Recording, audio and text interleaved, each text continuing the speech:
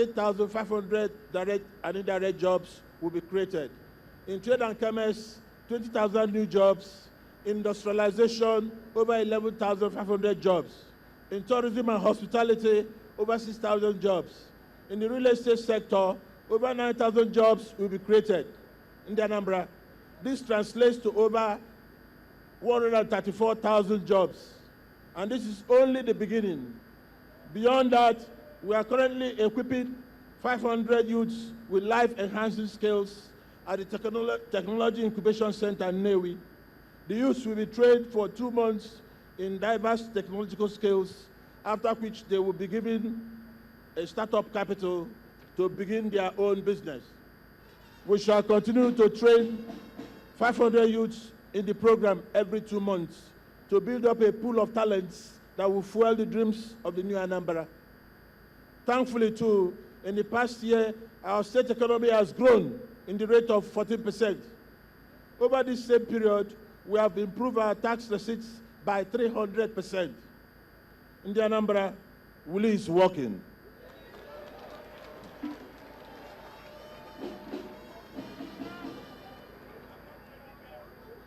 The scorecard is some key enablers. The enablers are the basic foundation carrying the 4 pillars of my administration. Time will not permit me to provide a full report of what we have achieved in all the 13 enablers. Because of that, I'll speak on a few key enablers. Road and infrastructure. In the Anambra, we have sustained the momentum started by my predecessor in road construction and maintenance. We are building 3 flyovers that will change the landscape of Awka for good. When these flyovers are fully built, they will look like the Hanging Garden in London, Hanging Bridge of London.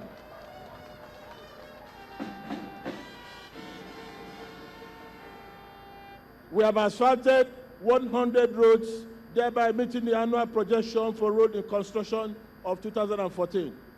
Between May 2014 and March this year, we have flagged off 30 new roads to link up strategic locations, opening access to agriculture, industrial, and commercial areas of the state. The prestigious Aglule Hotel Resort is almost ready to open its doors to customers, and work has progressed rapidly on the 3 shopping malls in Onitsha, Nnewi, and Awka. Work has also reached advanced stages on the construction of the 3-arm zone and the new seat of government. Finance. In the Anambra, you may recall that in the New Year message, I assured you that our hopes and dreams of a brighter future shall not fall with falling oil prices in the international market. I'm happy to announce that we delivered on this promise. We restructured the internal revenue framework of the state and laid a solid foundation for healthy revenue growth, and will insulate Anambra from falling oil prices. The benefits are there for everyone to see. We have improved on our internally generated revenue, raising from 500 million every month in the previous administration to 1.1 billion as at today, every month. In response to this, we have increased the workers' salaries by 15%.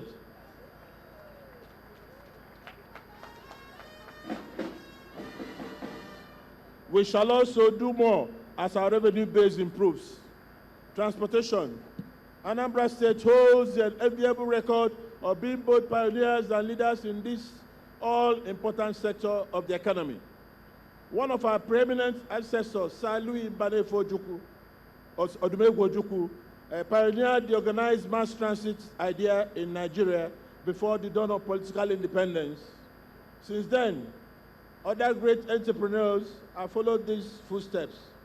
Regrettably, as a state, our efforts in the mass transit sector have not been convincing for a long time. Happily, my administration has broken new grounds in this sector with the launch of a comprehensive mass transit scheme with 200 brand new taxis and 40 luxurious buses.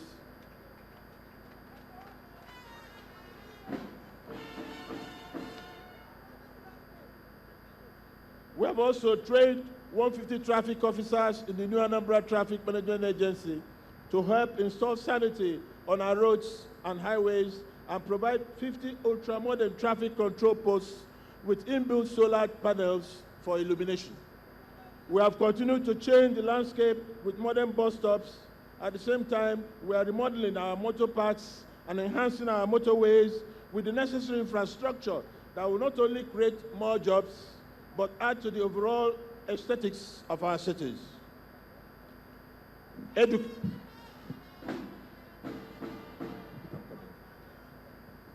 Education. With the foundation laid by APGA government in the past 9 years, Anambra State has bounced back to reckoning in education. In the past 3 years, we have topped the charts in WASE and the NECO exams. To sustain this performance, we have set ourselves the goal of staying in the top 3 states with the lowest illiteracy rate in Nigeria. We approach education in 3 broad areas: infrastructure, development, people, students, development of teachers, and their welfare. Infrastructure. In infrastructure, we have renovated 862 units of 10 classroom blocks across 21 local government areas of the state. In addition, we have disbursed the sum of 733 million to the missions for the renovation of basic education mission schools. We have distributed laptops to 220 private schools and commenced our Safe School initiative by building walls around them and fortifying them with well-trained school marshals. In people's and students' welfare, we have kept faith with our No Child Left Behind policy in education.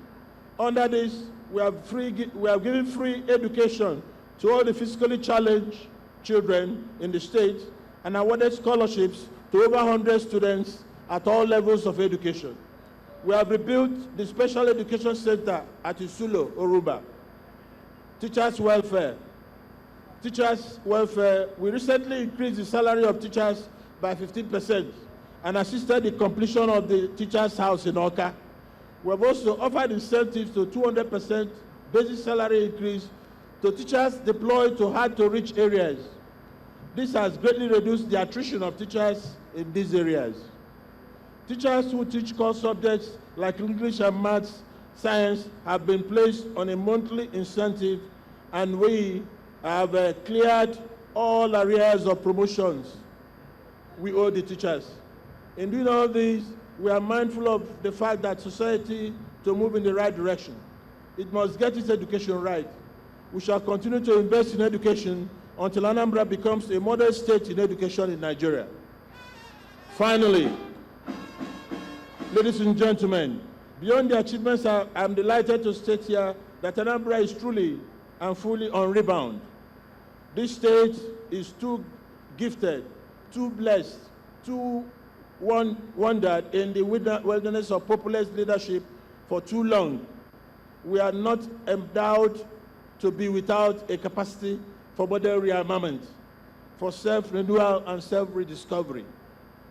It is perhaps for this reason that I personally consider the consciousness we are raising in the primary and secondary schools to a more profound achievement. When I watched the 5-year-old Master Arinze Onyebuchi recite the Anambra anthem at Nnewi the other day with inspiring passion and zeal, I knew that our tomorrow will be greater than our today. When I hear our school children recite the shared values of Anambra State, I know that we cannot probably have laid a stronger foundation nor left a higher legacy. These are the little fragments that stay with the shores when the tides return to the sea. These are things that make us who we are.